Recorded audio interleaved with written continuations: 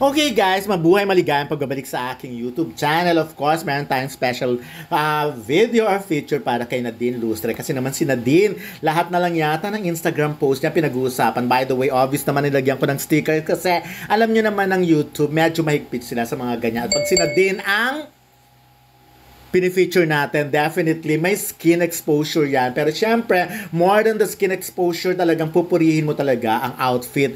Kung paano mo talaga mag-outfit si Nadine, talagang ibang-iba, di ba? Mapapansin at mapapansin mo talaga ang kanyang kagandahan, nakakaloka. At syempre, katulad dito, no, iisipin mo, akala mo talaga ang ini-endorse niya ay ang kanyang outfit, or makeup, or yung skin, or lotion, or whatever. Pero ang totoo, Lancome talaga, at talagang perfume naman ang kanyang, katulad yan, akala mo bag ng ini-endorse at outfit nga. But anyways, ganoon ka-effective talaga si Nadine na endorser. At dahil doon, nagre-reklamo nga ang ibang fans kasi nga ayan na naman, may bago na naman siyang pasabog.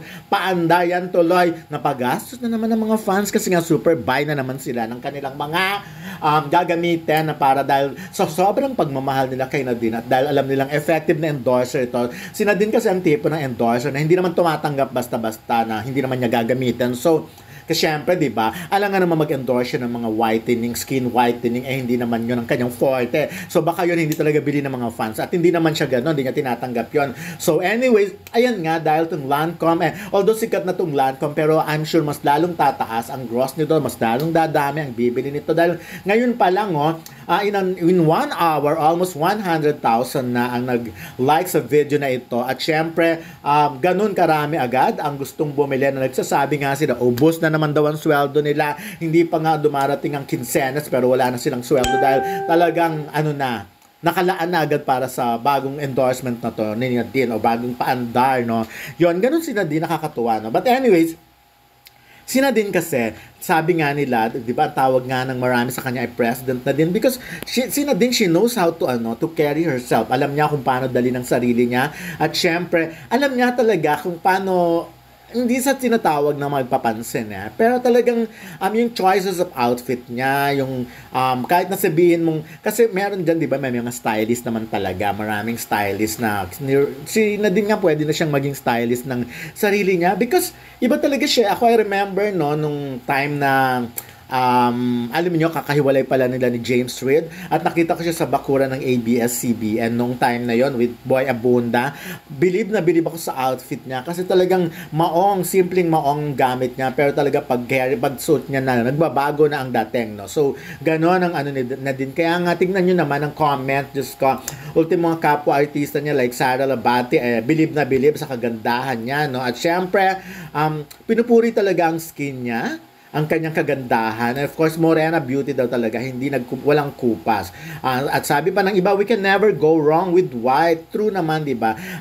Actually, si Nadine kasi dahil morena, kahit na mag-white siya, lalong lumulutang. May iba kasi na pag nagsusuot ng white, parang lumulubog yung itsura nila because lumulutang yung white. Pero with Nadine talagang yung ganda niya, yung color niya, yung lumulutang. So anyways, ayan, mother is mothering, sabi nga nila. And of course, ayun, this cream's clean. Ayan, fab as always.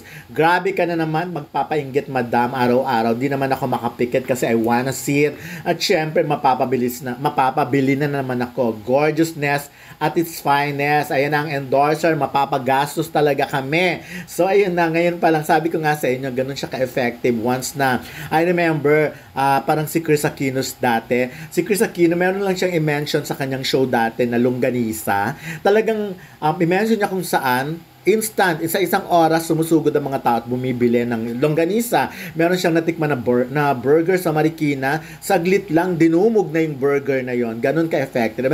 Tignan natin kung gaano agad ang biglang pagtaas ng pabango ng perfume na ito na Lancome. Tignan natin kung gaano kalaki ang magbabago kasi nga, iba nga si Nadine, diba? So, effective. So, ayan pa, magayon ka na din pa, Dabata, pa Bicol yan Ganda ni ate. More of this, please. More of this.